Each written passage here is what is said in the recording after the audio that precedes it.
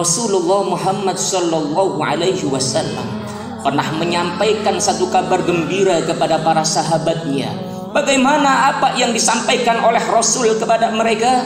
Kata Rasul, kullu bani Adam yadkhulunal jannah.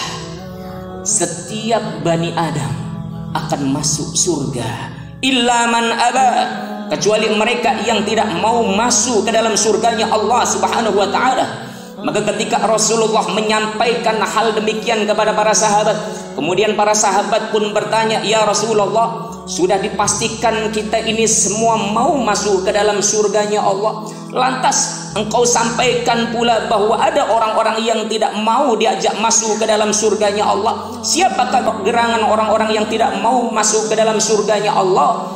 Rasulullah menyampaikan, man ata'ani dakhalal jannah. Barang siapa yang mentaatiku, maka ia adalah orang-orang yang akan masuk ke dalam surga. Wa man asani, dan barang siapa yang bermaksiat kepadaku, tidak tunduk dan patuh dengan apa yang sudah disampaikan olehku, faqad abah, maka mereka itulah orang-orang yang tidak mau diajak masuk ke dalam surganya Allah Subhanahu wa ta'ala. Saudara-saudara kaum muslimin jamaah Jumat yang dimuliakan Allah Azza wa Jalla, manusia ia asalnya adalah dari surganya Allah Subhanahu wa ta'ala.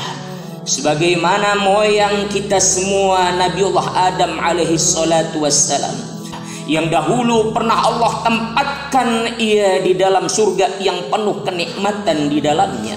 Lantas bagaimana kemudian Nabi Adam alaihi salatu wassalam kemudian oleh Allah Subhanahu wa ta'ala diturunkan ke muka bumi? Sebagaimana disampaikan oleh Allah, ad-dunya mazra'atul akhirah.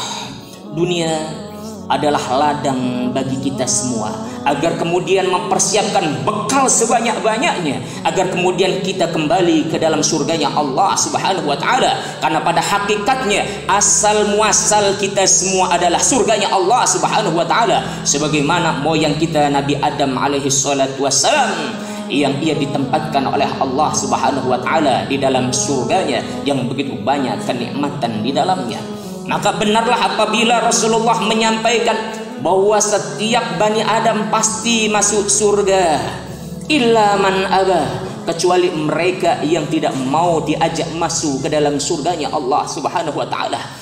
Orang-orang yang tidak melakukan apa yang diperintahkan oleh Allah, tidak mau menjauhi segala apa yang diharamkan oleh Allah Subhanahu wa ta'ala, maka mereka itu adalah orang-orang yang tidak mau diajak masuk ke dalam surganya Allah Azza wa Jalla. Maka bagi orang-orang yang beriman, yang mempunyai keyakinan bahwasanya apabila kita bertakwa kepada Allah, taat kepada Allah, mengikuti apa yang sudah disyariatkan oleh Allah Subhanahu wa ta'ala, pasti kita akan merindukan surganya Allah Subhanahu wa ta'ala. Lalu bagaimana dengan kita yang mempunyai masa lalu yang begitu kelam, masa lalu begitu jauh dari syariat Islam, masa lalu jauh dari ketaatan? Maka di sini kemudian Allahu Rabbul Alamin menyampaikan sebagaimana termaktub di dalam Quran surah Az-Zumar ayat ke-53.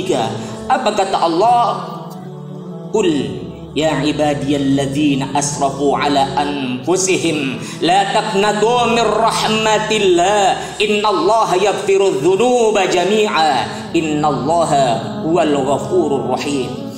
Katakanlah hai Muhammad, wahai hamba-hamba Allah yang melampaui batas dalam kemaksiatannya, la taqnatu min rahmatillah, janganlah kalian berputus asa dari rahmat Allah Subhanahu wa ta'ala. Ketika ada seseorang yang selama ini bergelimang kemaksiatan, yang selama ini bergelut dengan dunia kemungkaran, jangan kemudian kalian merasa bahwa pintu ampunan Allah sudah tertutup baginya. Tidak. Selama hayat masih di kandung badan, selama jantung masih berdetak, selama nafas masih berhembus, maka pada saat itu pula Allah Subhanahu wa ta'ala masih memberikan kesempatan kepada kita untuk bertobat kepadanya. Tubu ilallahi taubatan nasuha, bertobatlah kalian kepada Allah dengan taubat yang sesungguhnya, dengan taubat yang sebenarnya, sebagaimana yang sudah dicontohkan oleh Sayyiduna Umar ibn al-Khattab, yang dahulu ia begitu jahat kepada sesama, kemudian ketika sudah bertobat di jalan Allah Subhanahu wa ta'ala, maka kemudian ia berhenti dari kejahatannya, berhenti berhenti dari kemaksiatannya, dan kemudian ia memposisikan diri sebagai penolong agama Allah Subhanahu wa taala.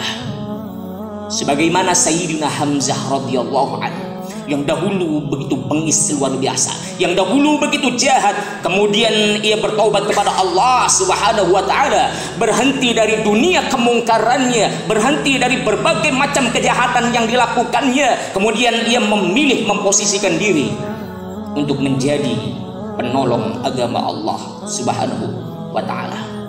Saudara-saudara kaum muslimin jamaah Jumat yang dimuliakan Allah Subhanahu wa taala, oleh karena itu barangkali ada di antara kita yang mempunyai kawan, yang mempunyai teman, yang mempunyai saudara, yang mempunyai tetangga, yang mempunyai anggota keluarga yang selama ini jauh dari aturan Allah, yang selama ini terus bermaksiat kepada Allah Subhanahu wa taala, melakukan berbagai macam kemungkaran, melakukan berbagai macam kemaksiatan, melakukan berbagai macam segala sesuatu yang pada hakikatnya diharamkan oleh Allah Subhanahu wa taala. Katakanlah kepada mereka, qul ya ibadiyalladzina asrafu ala anfusihim la taqnatu min rahmatillah. Bertobatlah kepada Allah. Jangan engkau anggap engkau sudah terlanjur terjerumus pada dunia kemaksiatan. Jangan engkau merasa bahwa Allah tidak akan mengampuni dosa-dosa yang telah engkau lakukan. Sebab apa? Innallaha yaghfirudz dzunuba jami'ah. Sesungguhnya Allah mengampuni semua dosa. Innahu huwal ghafurur rahim. Karena Allah Subhanahu wa taala Maha Pengampun lagi Maha Penyayang terhadap hamba-hambanya yang mau kembali ke jalan